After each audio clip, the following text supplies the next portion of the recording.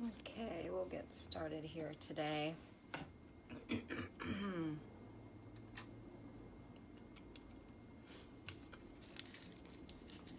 Sorry, my allergies are bad, so I've been coughing and clearing my throat a lot. Got to get rid of my cough drop there.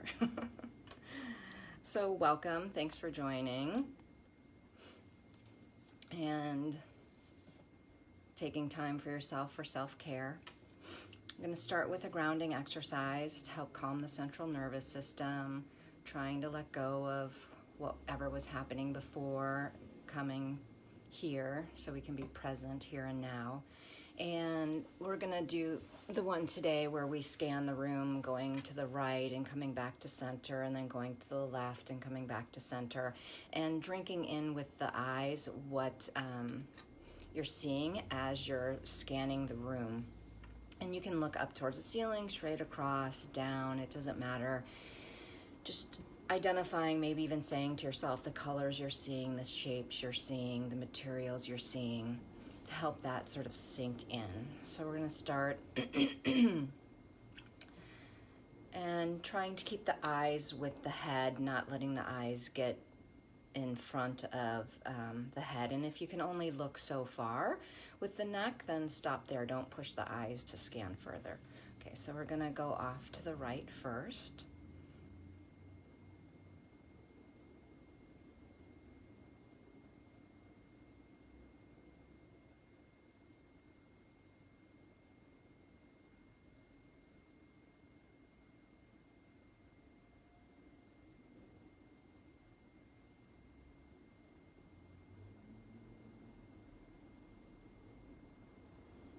Once you've gotten as far as you can go to the right, then come back to center. And you can maybe choose a different path coming back.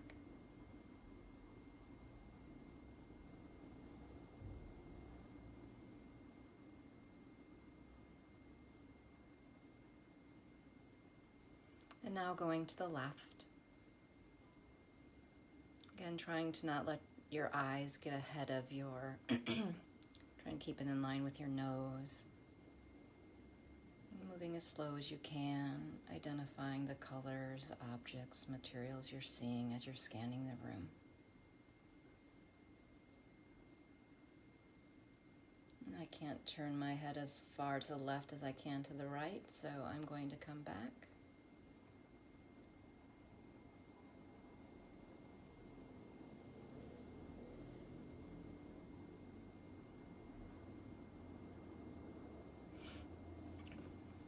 Okay, so as I mentioned, I've been having allergies, so I apologize in advance if I'm coughing or clearing my throat more than usual.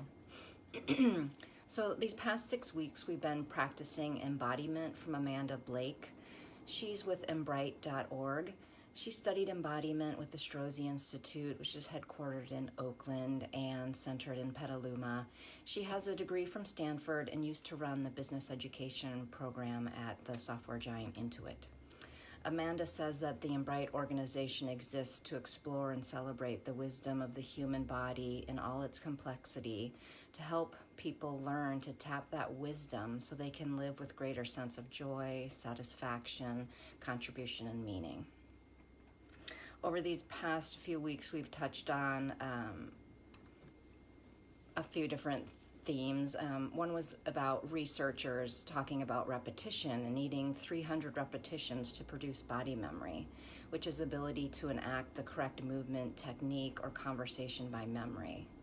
And then there's 3,000 repetitions needed to create embodiment, which is not having to think about doing the activity. It's simply part of who we are, which maybe sheds some light on why creating new habits can take some time.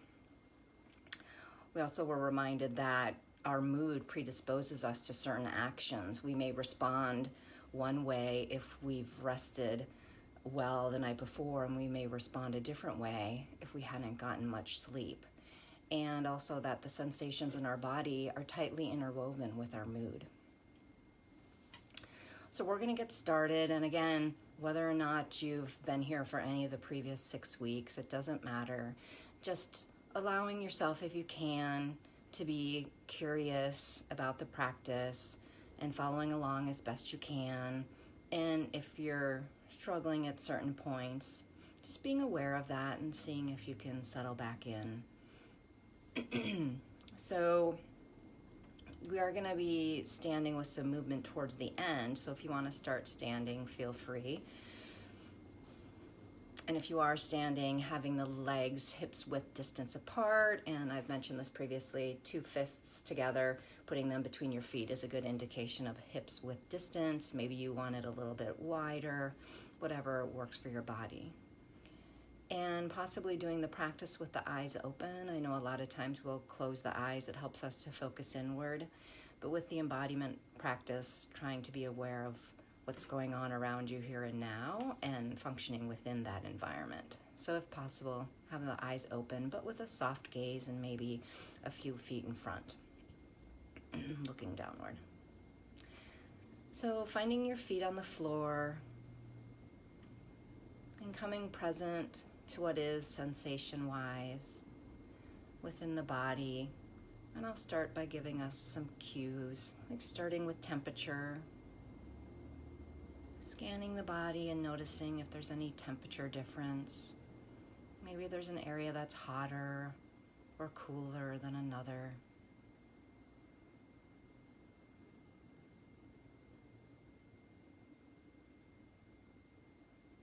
Maybe the body feels similar temperature throughout. Maybe it's neutral. And that's okay with whatever it is. Just noticing if there's any temperature differences in the body.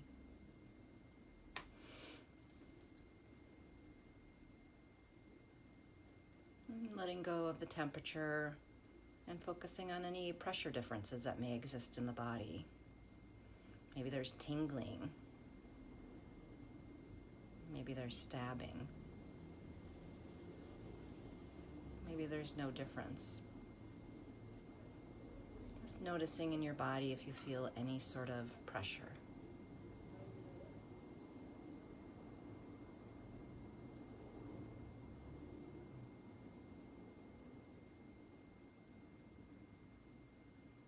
And next, noticing maybe if there's any movement in the body. Maybe you're actually fidgeting to get in a better position that's more comfortable for you. Noticing that movement. Or maybe noticing the movement of the chest expanding and contracting as you're breathing in and out.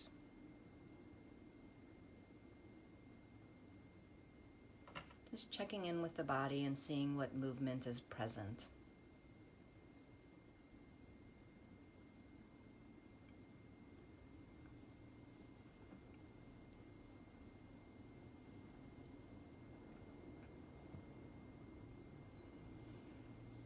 Now letting go of the body sensations and checking in and seeing if there's an emotion or mood that's present in the body right now.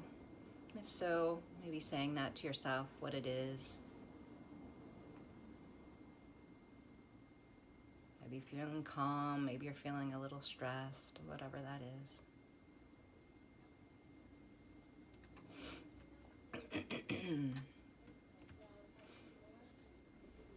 Letting go of that. And now we're going to start by moving into the centering practice itself. Aligning in the body. Starting with aligning in length. Your height from head to toe.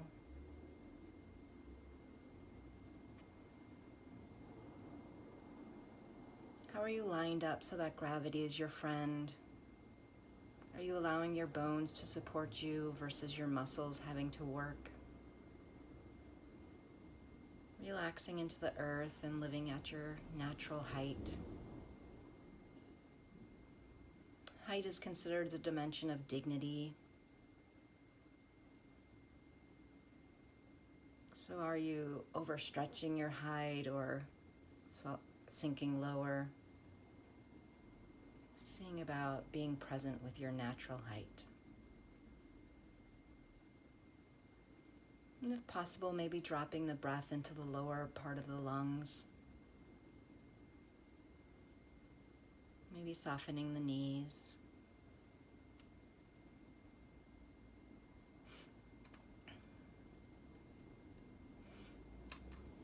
And next, centering in to your width, side to side, right to left, left to right. Maybe even physically rocking side to side on your sits bones if you're sitting, or your feet if you're standing. And finding that center point in your width. And resting maybe equally on your feet or your sits bones. And sensing into your skin where the world ends and you begin.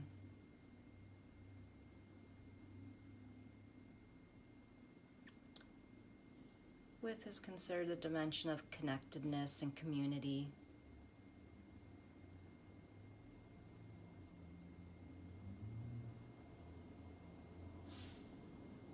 Next, sensing into the depth. Backside of the body to the front. Again, maybe rocking from your heels to your toes, or if you're on your sits bones, from back to front. And seeing if you can find a center spot within your body and your depth. Finding that center point. So you're not leaning away from the world or too far into it.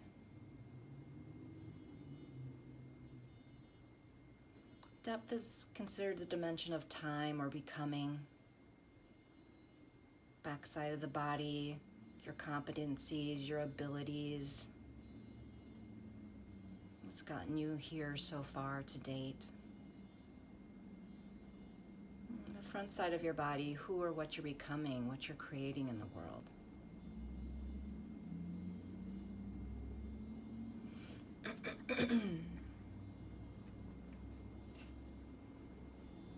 Now letting go of depth and centering yourself in what matters to you.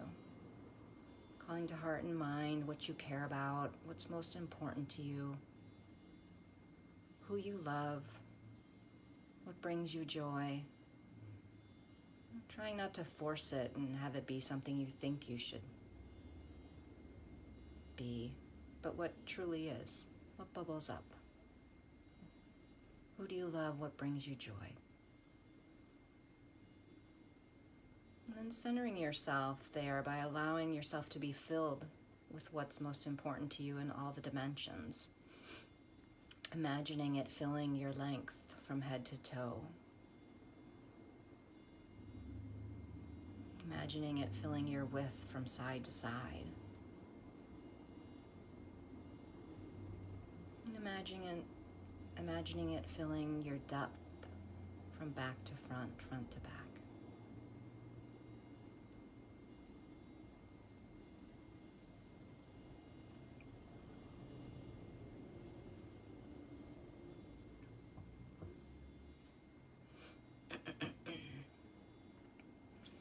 And then new this week is centering yourself in the mystery of life, whatever that means for you. Maybe a breathtaking natural landscape. Maybe kindness from a stranger. We live in a world where there's lots around us that we don't know or understand. Source of insight or an aha moment that comes to you when you need it. Or moments of wonder and awe in that mystery, that unknown. See if you can center yourself. Source of intelligence beyond the self.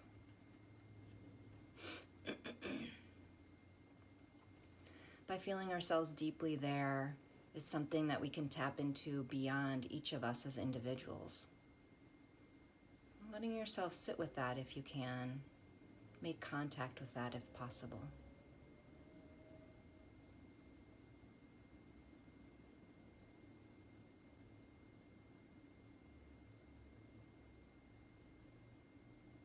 Now checking back in with the mood. What is the mood at this moment in the body?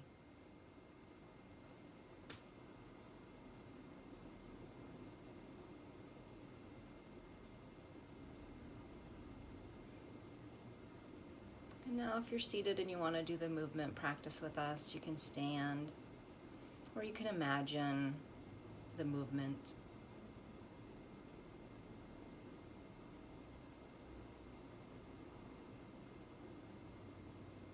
And so when the body tells you to begin walking, maybe there's a sensation in the chin or the neck area. Begin to walk, putting one foot in front of the other, maybe at a slower pace if that's comfortable.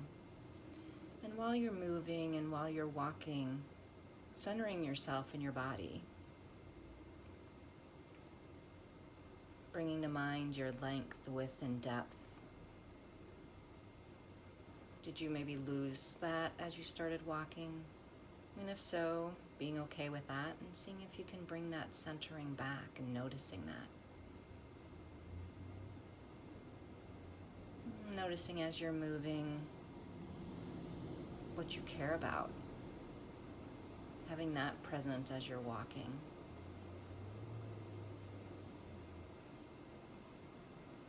And if you need to stop to help yourself center, you can do that and then start walking again. And seeing as you're moving, if you can center yourself in the unknown, the mystery and the beauty of life. Being okay as you're moving through life without knowing.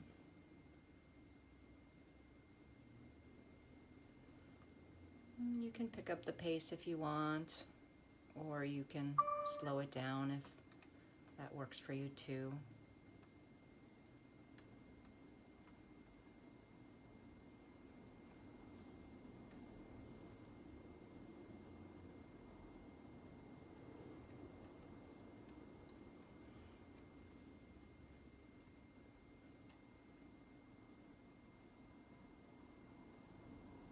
And then slowly coming to a stop.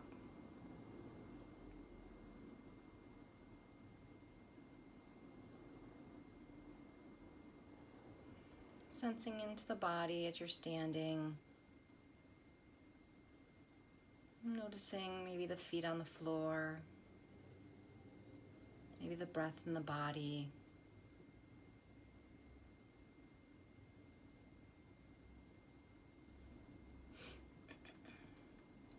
So this is the end of Amanda Bright's embodiment practice. You may consider doing the practice again throughout the day, maybe 5 to 10 times, and in no way has to be as long as we practice today. It can be much shorter. And by doing the practice over and over, creating that muscle memory, embodiment, new habit.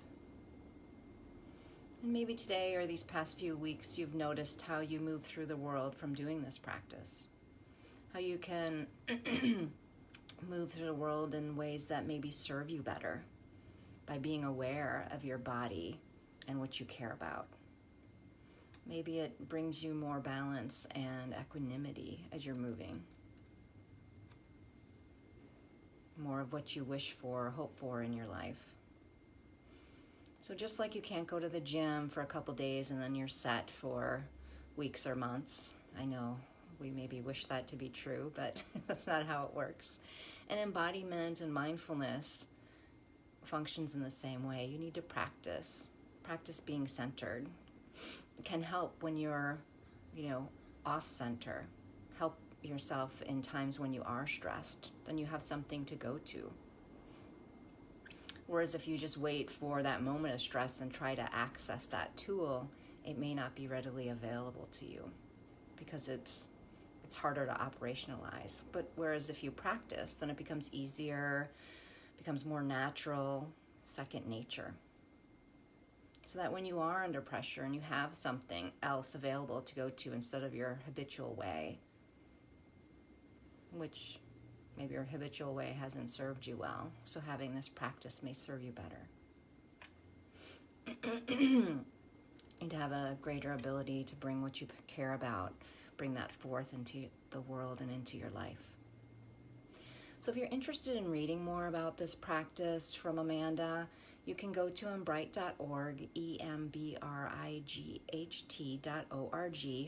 And she has some free resource materials there. And the Stress to Serenity guide goes over these themes and centering practices.